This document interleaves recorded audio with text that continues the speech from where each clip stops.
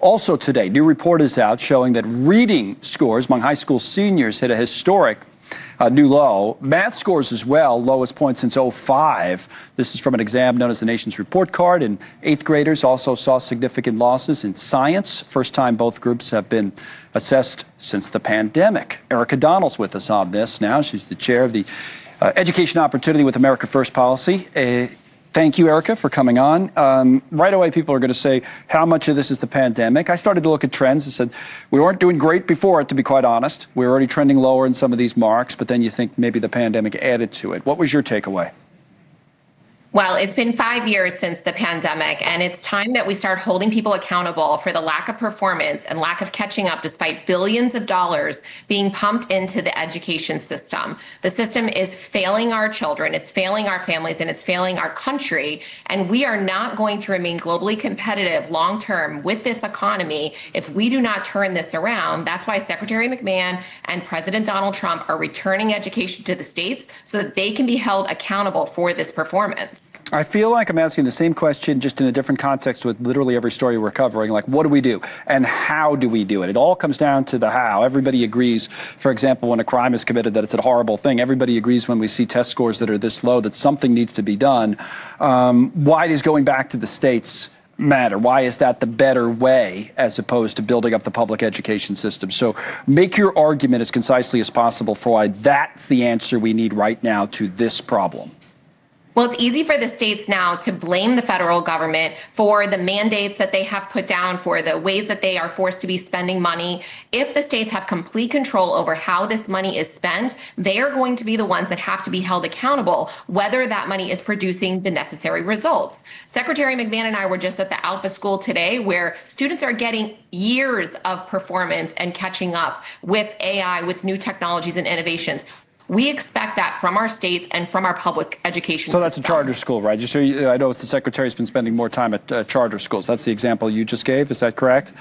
This happens to be a private school, but the technology is available to districts and states all over the country. And that's just one example. If you want it to happen, it can happen within the public system, but we cannot allow these systems to no longer be held accountable for this performance. It's unacceptable. The use of technology is one thing, has always been the case to use technology in the classroom. It's another case about who's applying it. And, you know, teacher training's at issue. Teachers in public schools would have probably more training, more experience, certainly higher pay than they do in private schools. And you're saying that that doesn't lead to better outcomes? I mean, I don't know that there's data necessarily saying that the private schools, when you adjust for everything else, lead to better outcomes. They have similar problems, don't they? Well, certainly in charter schools, we've got plenty of data that shows that they are outperforming public schools at nearly every demographic. Well, what's the difference? Not the funding. Charter schools historically have received less funding. However, it is an accountability issue because parents can choose to go to a charter school or not based on the performance of that school, unlike the traditional public system. Well, charters is different. Charters are, you know, public in that the charter is normally coming from the local municipality, right? So they do have the public support. So is the answer a mix of all? Is it kind of an all hands on deck or all aboard approach where you're doing a little bit of everything here? Is that what you think works best? Ultimately, it comes down to accountability.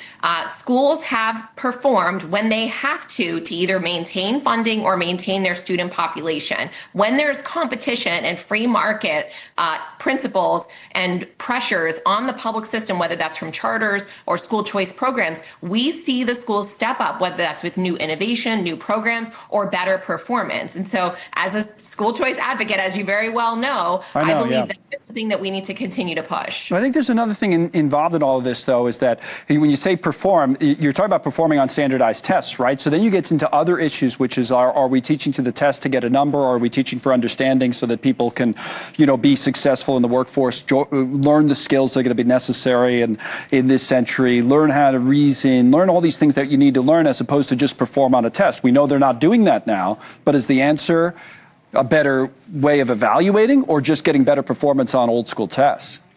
No, it's a great point. And this 12th grade NAEP exam is the closest thing that we have, but we do need to start measuring outputs in terms of, are these students getting careers right out of high school? Are they going to college? Are they employed? And what does that look like? It's a new form of accountability that we need to implement, and I encourage the states to do that.